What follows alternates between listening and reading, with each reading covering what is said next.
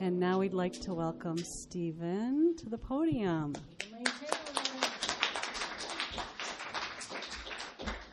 Good morning again. It's a pleasure to be back with you once again, and I guess it will be for my last time in this sanctuary.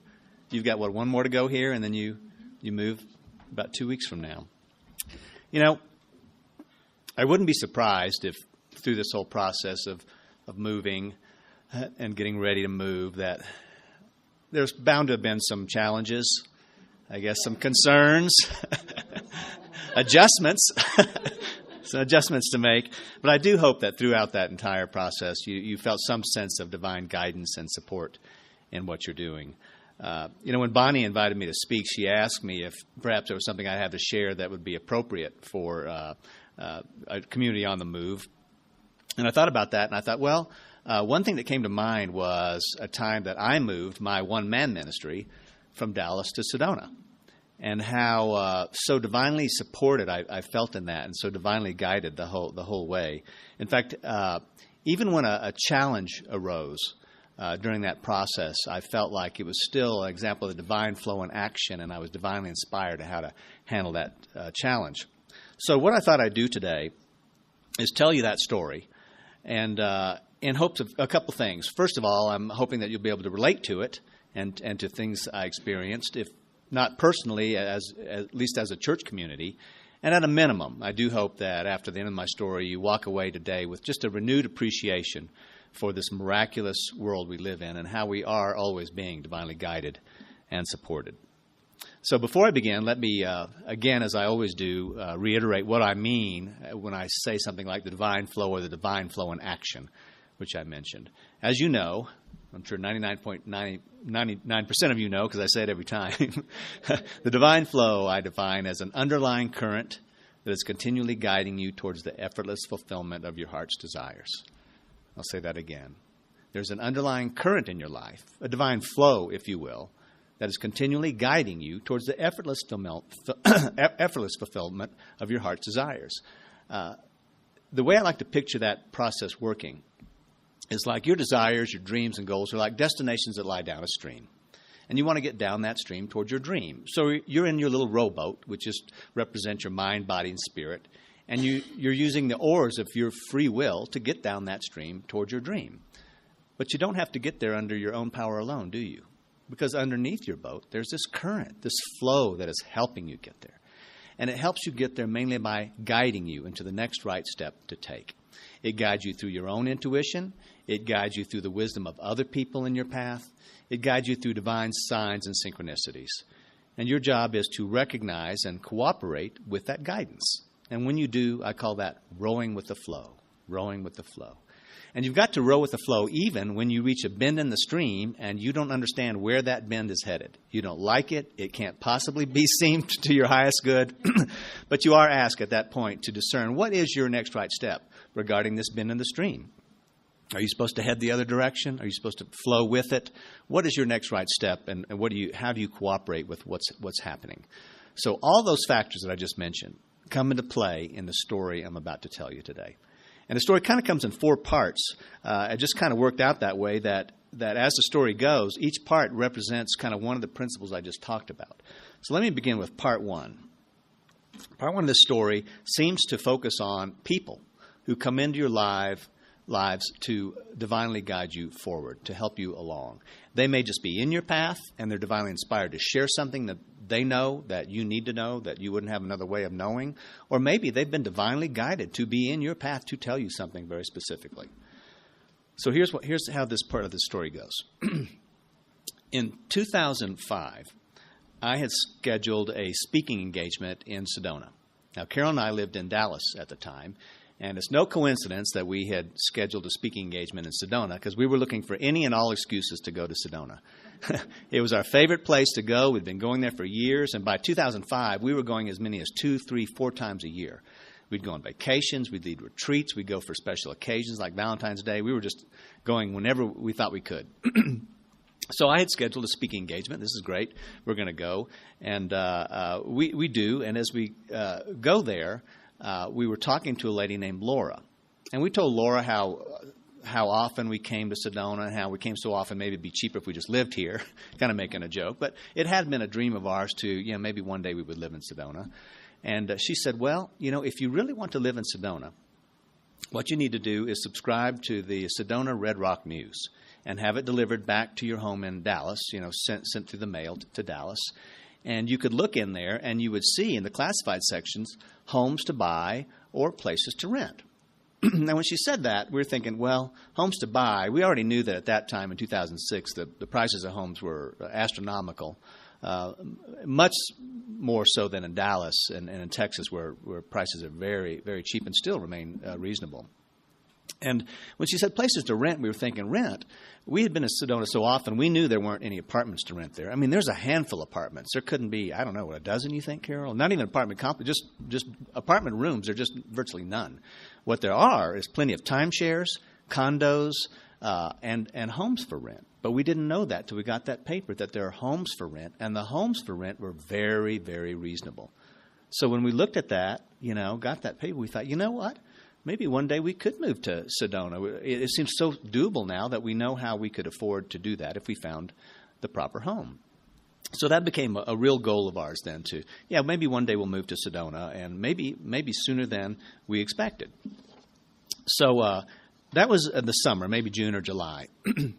In October of that year, this is 2005, I attend in Dallas Oneness Conference. It's a Neale Donald Walsch-centered event. And I had a booth, and I was selling my books there. And next to me was a lady in a booth from Phoenix. And we got to talking. I told her what my main job was, that I spoke at Unity churches all around Texas and Oklahoma and Arkansas. And she said, well, I would suggest that you join the International New Thought Alliance, which meets once a year in a big conference in Phoenix. And if you come to that conference, you'll meet not just Unity ministers, but religious science ministers and divine science ministers and all kind of New Thought ministers from all over the country, and they may invite you to speak at their church. I said, and I also thought it'd be another good opportunity to go to Sedona. So I said, that does sound like a good idea. And so I did that. I actually joined the New Thought Alliance. And she also said, if you do that, if you come next summer in 2006, please stay with me and my husband for a couple of days, and I'll introduce you to some more people here in Arizona. I'm thinking, okay, that sounds pretty good. So fast forward about 9 months. It's now the summer of 2006. And I had joined the INTA and did sign up to attend the conference. And things were going well for Carol at her work, and I was still happy speaking all over Texas. But I was starting to go to a lot of churches repeatedly, and I began to think, maybe this is the year to move, because I could go to Sedona and fan out and speak in Arizona, speak in New Mexico, speak in Southern California, and do the same thing I'm doing in Texas. And now we know that we could actually afford to rent a place in Sedona, so it seemed pretty doable. So I came up with a plan. The plan was this. This plan actually worked out. Go to Phoenix, attend the conference, spend a couple of nights with Paula and her husband. I would speak at Unity of Mesa afterwards. I got that arranged. And then the high point of the week really was that Carol would fly out at the end of this conference, and we would drive up to Sedona and look at places to rent. And we had a list of a dozen homes that came out of the Red Rock News that we were going to look, and they all sounded just fantastic. So we do that. All that happens. I go to Phoenix. I stay with Paula. She invites friends over for a dinner. And one of the people at this dinner was a real estate agent named Deanna. And we didn't really talk that much. She just said, I'm here in Phoenix. I sell properties around Phoenix. I said, that's fine. And nice to meet you. And I had a very nice evening, but nothing that I thought special had happened. A couple of days later, I'm at the hotel now where the conference is happening, and I get a phone call from somebody I didn't know. This lady says, hi, my name is Mary Lou. I'm a real estate agent from Sedona, and my best friend is Deanna, and she said you might be interested in a property in Sedona, and I have one I'd like to show you. Now I'm thinking, whoa. So we're not buying any $650,000 home in Sedona, but I said I'm just interested in rentals. And she said, oh, no, you don't understand. This is a very special deal. Says, I am selling a property in Sedona, but the people actually can't move into it for 5 years. And what they would really love is they would like to seal the deal, but they're only going to do it if they already know there's somebody they can depend on to live there for 5 years and rent that from them. And then they'll move in about 5 years from now. She said, would you be interested in that? I said, you know what? That sounds like the flow. Yes, I would be interested in that. And then she said, okay, let me give the address. I wrote it down. She said, it's on a golf course. Now, I got to tell you, you may not understand this, but when I heard golf course, I just kind of backed to it. I said, golf course? I don't play golf. Carol doesn't play golf. You know, we were picturing a home with a Red Rock view, not a view of a fairway. If we want to live in a fairway, we could just stay in Dallas. So a little bit resistant to that, but I wrote it down on the list, but I put it at the bottom of the list. For whatever reasons, Carol and I just couldn't picture ourselves being in a golf course community. It just didn't make sense to us. We weren't used to that. But I wrote it down. So you can probably guess the next part of the story. Carol comes. We drive up to Sedona. We got our list of a dozen houses. We go to each one, and we didn't like any of them. I mean, it wasn't that. Well, I guess this will do. No, it's like, you know what? This won't do. This won't do. This won't do. It was at the end of the day, and this is a very short-lived trip. She had to get back to work, and so it was the end of the night. We were leaving the next day. Said, "What are we going to do?" You know, I mean, we've looked at a dozen homes. We don't like anything. The only place left is the home on the golf course. It's now getting twilight. Says we better rush down there and take a look at it. This is in the village of Oak Creek. It's about 6 miles south of Sedona proper. We drive down there, and we love that house. we don't know ourselves very well.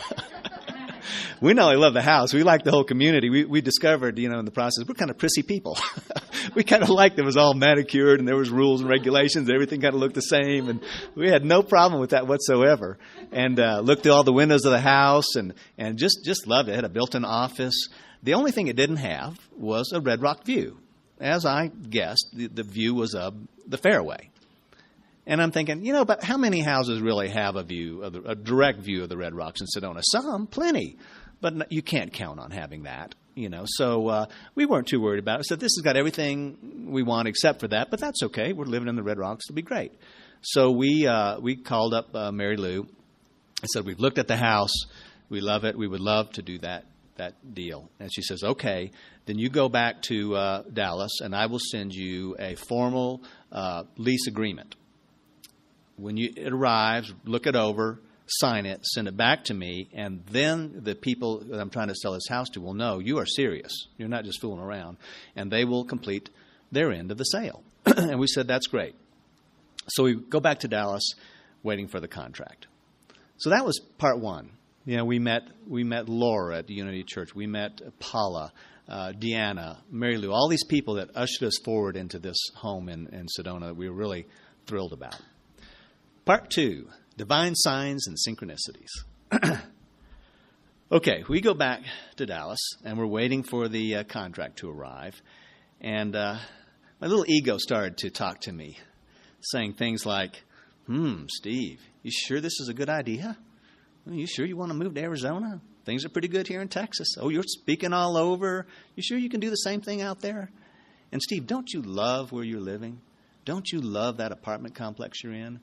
What we were living at the time, you wouldn't even call it an apartment complex. It was more like townhomes. We had our own enclosed individual garage. You go out, there was a foyer. We walk up a flight of stairs to the upstairs thing. It's vaulted ceilings. And not only did we just like the interior living space, I liked the whole community. I should have known I would like the golf course because it had a lot of green between the buildings, very manicured. The buildings were kind of a gray color that I liked, but best of all the railings for the balconies and the trim was this bright white color, and it just made you feel very homey, very at home. In fact, the name of the place was the Homes of Prairie Springs, and I thought, you know what, I really feel like that, the Homes of Prairie Springs. I do love it here, and I am doing well in Texas. Things are going great at Carol's job. What are we doing? Do we really want to just toss all that away and go to Texas? Well, have you ever heard the expression, when one door closes, God opens another? You've heard that, right? When one door closes. Did you know the opposite can also be true? When one door opens, God closes another. When one door opens, God closes another. I'm thinking all these things and thinking, you know, maybe we should stay, maybe we should stay. And one day I look out the window, and I see all these trucks pull up, and men get out, and they've got paint buckets and paint brushes, and they start and rollers and ladders. They start painting all the buildings what I consider to be a very ugly khaki green. And then they took out these yellowy kind of off-white, but more yellow than off-white paintbrush and started painting all the balcony railings and all the trim this kind of dull yellow color. I'm thinking, this does not feel like the homes of Prairie Springs. I do not like that. And then another thing I liked about my apartment complex was that the rent was very reasonable. Didn't have to pay for water. So yeah, guess what? Get a letter in the mail immediately saying, hey, by the way, we're going to start charging you for water. Okay, not so bad. And we're going to significantly raise your rent. Then the capper. Carol goes to work one day. And they say, Carol, you're the most highly paid leasing agent we have here. She worked for another complex and said she gets a base salary and commissions and say, you're free to continue to earn all the commissions you want. We are going to change it a little bit in that apartments will no longer have a set rate. They're going to be like airline seats, and every day the price may be different depending on demand. And she's thinking, what? That's going to be so much harder to sell that. People go and think about it, come back the next day, and you've raised the rent. It'll be horrible for a salesperson. And then worse, they said, and by the way, we're going to have to cap that base salary of yours. We can't keep giving you cost of living raises. That's it for you. Earn commissions, but no more raises each year as you've been getting for year after year after year after year after year. So we're sitting there thinking, maybe we should stay. Maybe we should stay. Door closes. Raise your rent. Paint the buildings. Cap your salary. It was easy for us to decide, let's go. So when the lease agreement came, naturally we signed it.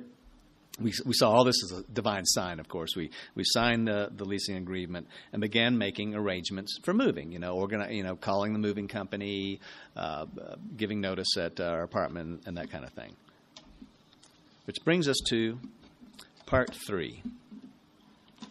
A bend in the stream. A bend in the stream. Okay, we're all ready to go, right? Arrangements being made. We're all happy. This is terrific. Out of the blue, we get a phone call from Mary Lou in Phoenix. She says, well, she lived in Phoenix, but she sold houses in Sedona. Mary Lou says, I've got some news for you. We received your lease agreement, and it's really great. Looks great. We're glad you want to do that. But something's come up. I said, yeah, what? She said, well, as it turns out, the couple who were going to buy that house talked to their financial advisor, and he said, it's a really bad deal. You really shouldn't do it. It's really not a good time to buy. So even though you're willing to rent for them for 5 years, they're not going to buy that house at all. They've completely backed out of the deal. And in fact, during this time period, someone else has bought it. There is no home in Sedona. Now, here's the thing about why I mentioned intuition. Normally, or like in years past, I would have totally panicked about that. I would have either just canceled all the plans, say this is not meant to be, or I would have jumped on a plane and come out to just rent anything I could find in Sedona or one of those other 12 houses. I don't know what I would have done.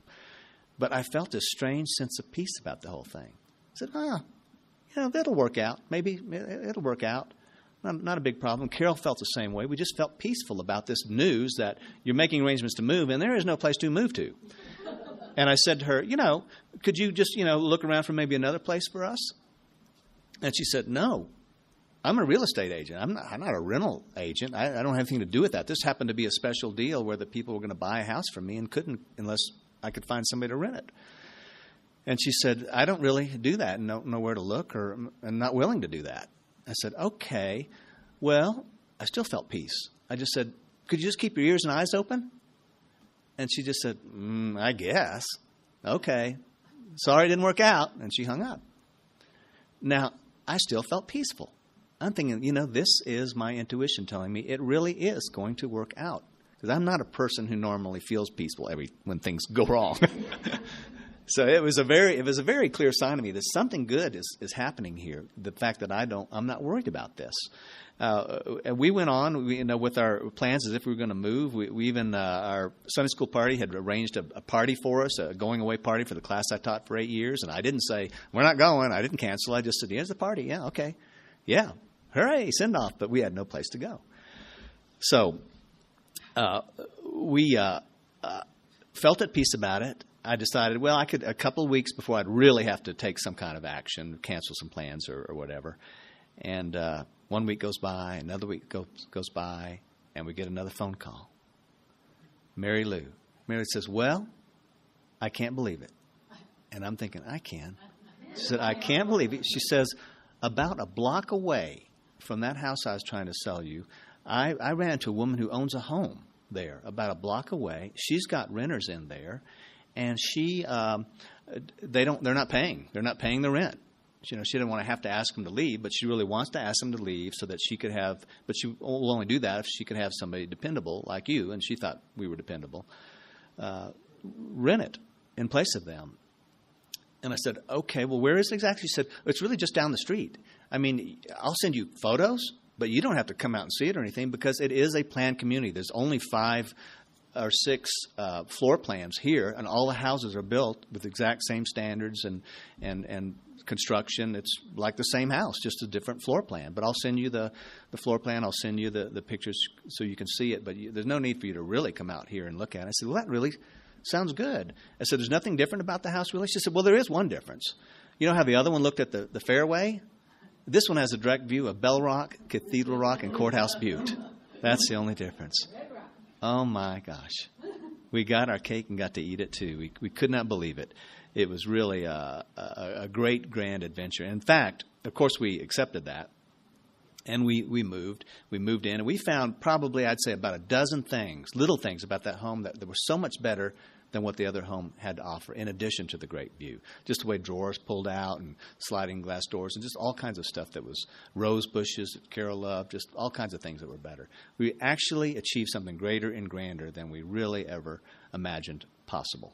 And I gotta reiterate that this is so important in life, that one of the reasons is because I did follow that still small voice that said, don't do anything for 2 weeks. Don't act.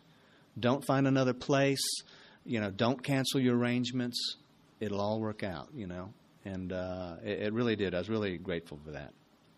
So normally that's where I kind of end the story. What a great story. All this divine signs, synchronicities, people come to our assistance, miracles working out. But I'd be remiss if I didn't go on to part 4. I've never done this part before. What happens when you finally reach your destination? You live happily ever after, forever and ever, right? Unfortunately, the only constant in life is change. The only constant in life is change. I love that saying for how clever it is. I hate that saying for what it is saying. Because I do not like change. But it does seem inevitable. Change does seem in life inevitable. And why is that? Why do things change? Well, there's just some ideas. One thing we don't think about is sometimes things change because we change. We change. As I've talked about here maybe a couple times before, we are divinely creative beings. We have this creative spark within us. It's the spark of the Creator wanting to create. And sometimes after you've actually created something, you're ready to create something anew. So you may not make the kind of decisions to hold on to what you have. You may be wanting to move on to some other kind of pasture or adventure. So that's why some things change. Now, other time, you're very much in love with what you've got. You have no desire to have that alter. But circumstances still change. And sometimes they change because actually, and we all do this to a degree, you've inadvertently made some changes that weren't so divinely inspired or guided. And there's a repercussion to that. Or, as I find happens a lot of times, other people in life and people you don't know make decisions that aren't divinely guided, they aren't divinely inspired, and they have a ripple effect that affects all those around them and maybe the world. A lot of that's happened. And some things you just can't explain. They just happen out of the blue. I know. In this church community, you can relate to all of those things, especially things that seem to happen surprisingly. In our case, our landlord, the lady who owned our home, she also owned several other ones, and she was a real estate agent also. You know, every other person in Sedona is a real estate agent, by the way. If you want to know one, say, are you one? No, well, then you must be. That's how you find one. But she was a real estate agent, had a good income from that. She had a stroke, a debilitating stroke. She never worked again. And her income fell to nothing. And I don't know how her rental properties worked, but you know what happened shortly after that? 2008. So all these homes that were valued at, the values got cut in half. And what she ended up doing, which we didn't realize, her and her husband, they were taking our rent to pay their mortgage and not paying our mortgage. So somewhere around, I don't know, 2008 or late 2007, 2008, we didn't know all our checks aren't being sent to the bank. And one day, people are driving up to our home and putting foreclosure notices on it. And we had no idea that was happening. So after 3 years in this lovely house we had manifested miraculously, we had to leave. But here is the point I want to leave you with today. Yes, circumstances may continually change. But do you know what doesn't change? God. God and God's nature. You know, no matter what is going on in your life or why, you are always surrounded by God's goodness, guidance, and grace. No matter where you are in life or why, God continues to guide you to the fulfillment of your heart's desires, or its equivalent, or something even greater. In our case, we got divinely directed to its equivalent.